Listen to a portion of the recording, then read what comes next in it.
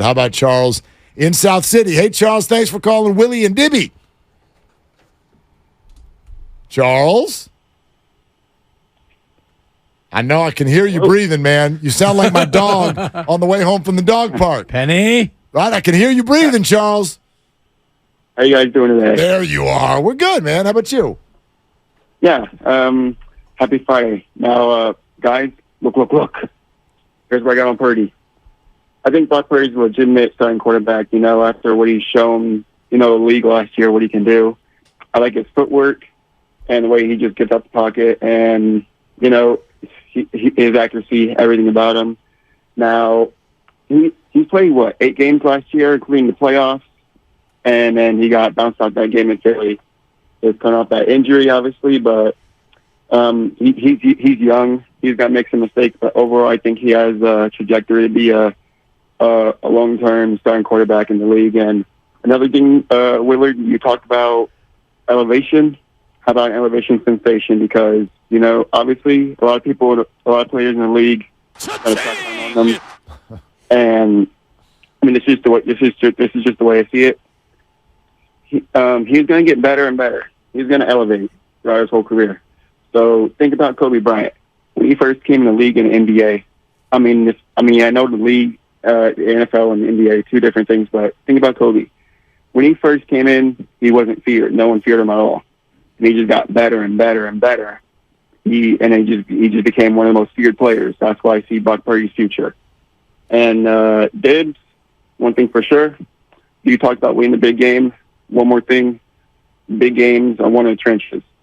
And Philly's one of those games, week 13, or whenever it is this season, you got to win the big game.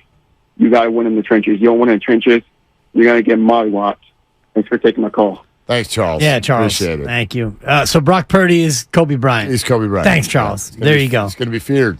Yeah. I mean, if Brock Purdy is Kobe Bryant, then put me down for 5 Lombardis. Well, because Kobe got 5, if I'm not mistaken. Brock Purdy's Kobe Bryant. He's playing the wrong sport. That's what I would say. Kobe. Look, Jerry Rice, I remember watching him as a rookie. He had a case of the drops. That's not a rare story. Somebody comes up, they're not that effective, they grow into something, and they're better. Or they're good, but they get better. Like, I guess the conversation you and I were having earlier, are there flashes in the pan? Of course. Of course. Like in every sport, we can think of the people who sort of popped, and then all of a sudden it turned out it wasn't a thing. The most recent at this position in football, and I guess maybe this would be your Brock Purdy worry, I hope he's not Carson Wentz. Carson Wentz was going to be the MVP of the league, and then he tore his ACL. Never been the same since. He's now been let go by 3 teams in 3 years, and all 3 of them think he's a bad leader. One of the reasons I have a ton of confidence he's not that is because you can already give a green check to all of that off-the-field stuff. The locker room leader, the teammate, the head screwed on straight. That is all check, check, check, and I don't think Carson has that. Now, as far as on the field, could he be a flash in the pan? I will not dismiss it. I can't dismiss it. I will say, though, that almost every player, not all, almost every player gets better as they get more experience, as they play more. It would be very odd to me if suddenly you come and you get tossed in as a no-rep rookie, do what he did last year, and then turn into a pumpkin. Sure, it could happen. Right. That would surprise me. Yeah, and it could happen due to injury, but short of that, I don't think it's very likely. The Carson Wentz case is an interesting one because his problems were as much about injury as they were about the guy he turned out to be. And I think that if you look at Brock Purdy and everything that they've talked about in terms of, the team feedback and they made him a captain and all the rest of it, I don't really see that happening with Brock. Yeah, it would surprise me. It would surprise me a whole lot. Can't dismiss it. You've brought up names like Jeremy Lin. I remember Kevin Moss as a New York Yankee. Yeah, Bishop O'Dowd, I believe. Everybody wanted that baseball card. That never went anywhere. But, I mean, the fact that we can bring these guys up and we remember them all, it makes me feel like we could probably count those types of flashes in the pan with, I don't know with one hand, but with 2. We definitely could. So it doesn't happen very often. No. It doesn't happen very often. Well, I mean, Kyler Murray is another interesting example in terms of a quarterback who played great early in his career, and now, I mean, he's fallen out of favor, whether or not it's because he plays too many video games or he got hurt or both. He's a guy who had more than just an 8-game sample size, but it doesn't feel like he's getting any better. So you can go through and find examples of players who came in, did well in a short sample, and then never did anything else after that. Yeah, absolutely. But I mean, the depth of the fall off, I guess, is what I'm talking about. And I would argue also some of those players we're talking about as a flash in the pan, they weren't actually really flashing. You know what I mean? Like Kyler Murray took a team to the playoffs, got absolutely blown the bleep out in his first game in the playoffs. And in football especially, this is another part of the dynamic, I think that we elevate people who play well in fantasy, who don't necessarily play well in actual football. Like he was Rookie of the Year. Yeah. But when did he win? When did he go on that kind of a winning streak? Like I said. Well, he's playing for Arizona. Right. So I think that is what you have to look at as a backdrop for this conversation and also for Brock Purdy. Because Brock Purdy wasn't on Arizona. But they didn't have bad teammates. He did that. Like they didn't have a good team. They didn't. His first year they went 5-10-1. Right. Then they went 8-8 and 9-5. Right, and went to the playoffs. Right. And he lost. was the quarterback. Right. So but you can't not give him credit for that. This guy's playing with the likes of Larry Fitzgerald and DeAndre Hopkins, and we're saying, but he played for the Cardinals. They were fine. They were good. Did they have this collection? No. I'm not going to say that, but I never looked at Kyler Murray and went future star. I was like, I like him for fantasy, good stats, sure, Rookie of the Year, but he didn't win. He didn't win as a rookie. No. So I mean, 5-10-1 for a bad organization, bad franchise. I don't know that. I just think we have to look at Brock Purdy in that lens the same way we look at everyone else, because Kyler Murray had a great year, a couple of great years of percentage and yardage and success and winning for a bad organization, and Brock Purdy has had a great start to his career on an unbelievable team and a great organization. I cannot dismiss it. I cannot dismiss it as a possibility that there's a downturn. I would just say what we all normally believe as an arc in a career, especially at quarterback, when we watch a rookie play, we go, oh, okay, we saw what we saw as a rookie, and we expect it to get better. Justin Herbert came in, popped right away.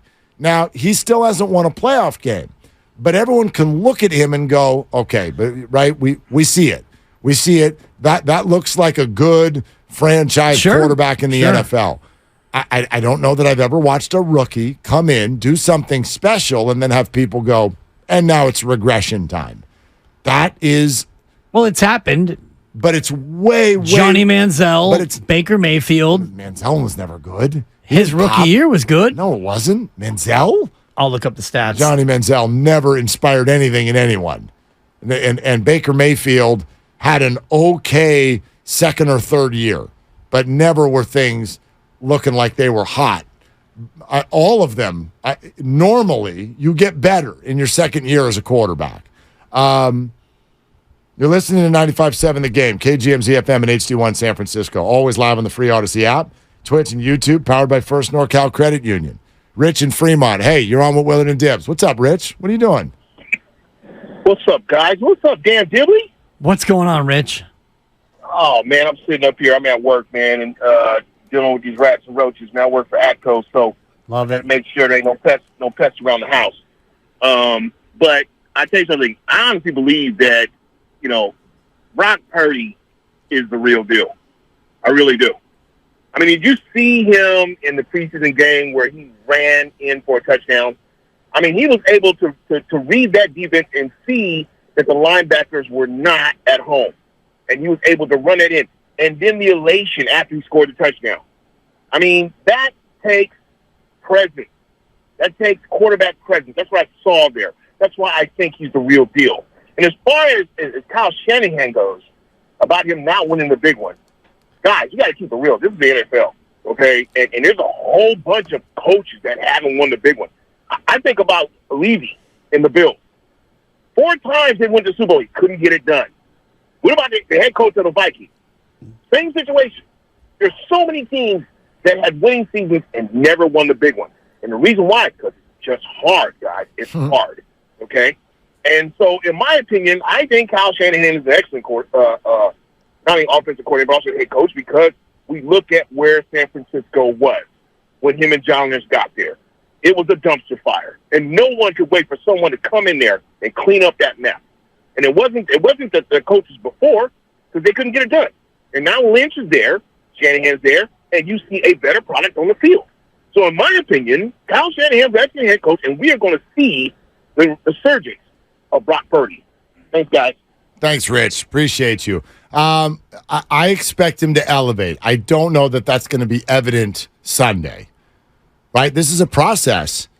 This is game 9, right? Like, I expect him to be proficient. I think he'll be good. We were talking earlier about some of the specific things to this particular weekend. You love the under in the game, right? There's some weather in the forecast. You're on the road. It's a really good defense, or at least I think it's a pretty good one. It's a well-coached football team. This doesn't feel like a game where the Niners are going to go score 40 points. I'll agree with you there. I think there'll be bumps, bruises. Wouldn't surprise me if he turned the ball over once. I mean that more as the arc. You know what I mean? Like, think of Peyton Manning. Didn't he lead the league in interceptions as a rookie? Yeah. Like when you on a terrible team, right? Like I'm not saying that Brock's surroundings aren't fortunate. They certainly are. I guess I'm just saying I've never heard of a rookie quarterback coming in, people like what he does, and then there's an off season and they go, all right, now I expect it to get worse. Like a rookie, almost by definition, should get better. You should get better. Doesn't always work that way. Doesn't always work that way. And the Johnny Manziel comparison was a bad one. And I will look at the Baker Mayfield and say that he was second in Rookie of the Year, and he had a pretty good rookie year, and then he got better, and then they had more success, and then he fell off the map. And then he got worse. Then he got worse, and now he's a punchline, and he's a starter, quote-unquote, in Tampa. Well, he's a starter for now, and you would imagine that he might have the shortest leash of any quarterback in the National Football League. So in terms of can a quarterback get worse, I think Baker Mayfield is an example of a guy who he did pretty well early on in his career. Yeah, you can. Yeah, you it happens. I guess I'm more about the expectation of it.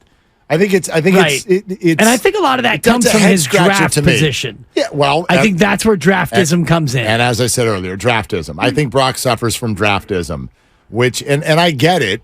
I get it. There's a reason he was a 7th rounder. He was evaluated as such, and there hasn't been a big enough sample size to make everybody totally dismiss what led to that originally. But the other side to that is that's a story that we watch every year.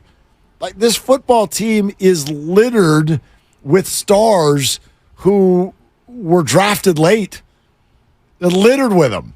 And so I'm not saying this is going to be that, but I sort of take the tone of why can't it be?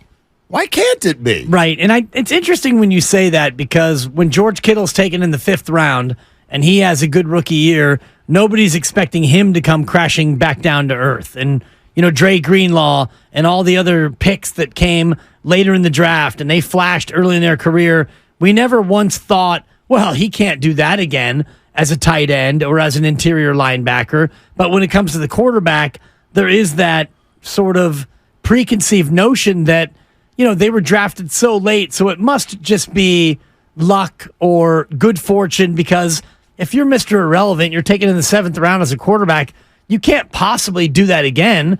Otherwise, every other team would have had you higher on their board. I'm looking at Baker right now. It's an interesting statistical career so far for him. Yeah. The highest completion percentage he's ever had in his career was as a rookie, 63.8. But with Cleveland. Right. Yeah. But 63.8 is not great. That's not a great number. Brock had 67.8 67.1 Yeah. last year. I think 65 is the mark where if you hit 65, that is allowable in today's football. Only twice has he had a quarterback rating. I know your favorite stat. Only twice has he had a quarterback rating over 90. Yeah. And yeah. 90 is like, I mean, it's not bad. It's not like he was 93.7 as a rookie. He was 95.9 in year 3 when the Browns went 11-5. And that year he had 26 touchdowns and 8 interceptions. So that's not terrible. He's fine. Like Baker Mayfield is not, you said he's a punchline. I get what you mean by that, but I also don't think Baker Mayfield's not like the worst quarterback in the league. He's 2 years removed from an 11-5 season. Right, but he is the most likely to get pulled due true. to injury in the NFL. That's true. And that's just, where they are. I mean, maybe the Arizona quarterback would be the one most likely to get pulled, but I don't even know who that is. Actually, I do. Exactly. You know who they're starting this weekend, don't you? I know it's not Colt McCoy. It is not Colt McCoy. And it's not David Blau. No, I don't think that David Blau is on that team anymore. No, but I could name a bunch of other guys like Ryan Lindley and other guys who have quarterback there. Grandy, correct me if I'm wrong. Don't say the name because I know who it is. The player who's starting for the Cardinals on Sunday did start NFL games last year. Is that correct? Yeah, he did. Is it Walford? Can you name him? I give you forget that one. I'll give you 3 more. 3 more guesses on who's starting for the Cardinals this weekend. Is it Tom Brady? No, he started games last year and he is not retired. Yeah, boy. I mean, thank you. I can't think unless the music's playing. Mm-hmm. I should know this because I've really been doing my homework lately. But I mean, he started games last year and he hasn't retired. Correct. Man, it's not Blaine Gabbert. I know Gabby's a backup somewhere. That's a buzzer. It's your Brady one was a joke, so you get 2 more. Whatever. I'm not going to come up with it. So want 2 more? I could give you 2 more joke guesses to try to make the audience laugh, or see if you can. I could go to YouTube and harvest the answer and tell you that it's probably Dobbs, Josh Dobbs. I was going to say. Thank you, Uncle Looney. Uncle Looney said Dobbs. I'm like, do you even know his first name? Derek Dobbs. Joshua Dobbs will Thank start. you, Uncle Looney. And man. You do remember he started some games for the Titans last year. I didn't remember that. He did. Yeah, he started some games for the Titans. He was there 3 after it went Tannehill, and then Malik Willis, and then Joshua Dobbs got in there for a little bit. The pride of Tennessee. But can you name the Arizona backup, who we'll probably see at some point? I can, and I've got their entire depth chart up in front of me now. No, I can name it. No. If you want to play the music, I'll just wait and look at YouTube. Well, actually, play the music, Randy. Help me out, Uncle Lenny. You know, it'd almost be like a game of Name That Tune. Oh, it's Tooney. Saw what I did there? Well, I actually already saw that on YouTube, actually. I want to give thanks to Xavier W. It's just Tune, I think. Yeah. It's Correct. Clayton Tune. Clayton Tune will he doesn't pronounce it Tooney? I don't think so. Thank you, Xavier W. Yeah, that's new. Yeah, this is the YouTubers are hooking me up. This is a... What do I say next, guys? 5th round pick out of Houston this year, Clayton Tune. Tooney will be Arizona's QB2. Oh, and it's Thune, right? No, it's just Tune. I thought it was Thune. No. Clayton Tune. No, it's Clayton Tune. Clayton Tune. Yeah. All right. Which is why, and I will reveal this with confidence, is why I picked the Washington Commanders in my survivor pool this weekend. Washington Commanders. Survivor pick. Over Arizona. Over the Arizona Cardinals. I might just chase the Cardinals all over the survivor pool this year. I was going to look at what odds you can get for Arizona to go 0-17 because I think that's in the conversation. I think that's what they're hoping for. Right. And they have what it takes to be winless. This is a funny I think they've got what it takes. I think that they can run the table. I think they've done the work.